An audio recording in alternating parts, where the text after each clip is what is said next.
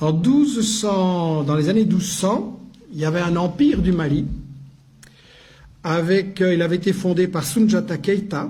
L'empire du Mali avait un État fédéral très organisé, avec un parlement. T'imagines, dans les années 1200, un parlement. En Europe, on va juste attendre 6 ou 7 siècles pour arriver à cette chose-là.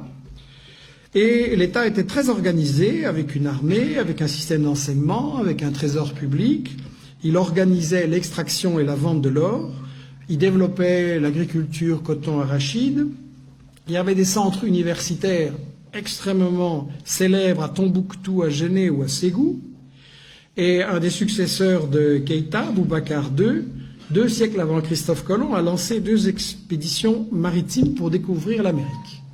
Donc, pour des gens qui ne sont jamais entrés dans l'histoire, c'est pas mal.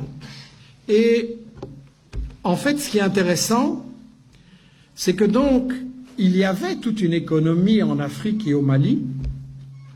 Il y avait une économie avec un commerce, des caravanes qui remontaient de la Gambie, de l'ouest de l'Afrique jusqu'à la Méditerranée.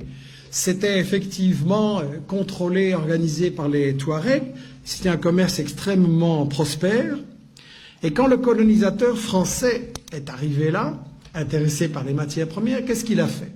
Il a totalement disloqué, brisé ce commerce. Pour gérer le commerce et l'économie, il a importé des Libanais et des Grecs. Et ensuite, la grande démocratie française, qu'est-ce qu'elle a fait? Elle a assassiné des milliers de professeurs de langue arabe. Pourquoi? Parce que ce commerce entre toutes ces régions et tous ces pays, quand vous faites du commerce, vous avez besoin d'une langue que tout le monde comprend. Aujourd'hui, c'est l'anglais. Vous voulez faire du commerce, c'est l'anglais.